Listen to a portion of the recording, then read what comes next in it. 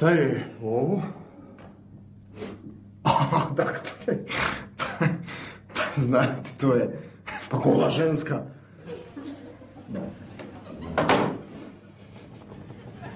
A šta je ovo?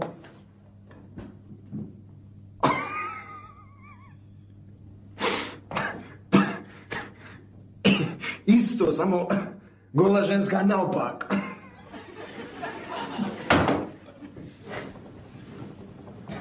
A šta je onda ovo?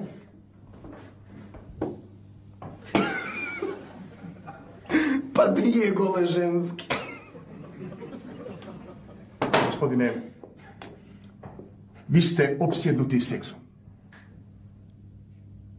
Šta sam? Opsjednuti seksom. Ja opsjednut seksom? Pa ko ovdje crta gole ženske, ti ili ja, jel? I slušajte, doktor, majka vam je opsjednuta seksom.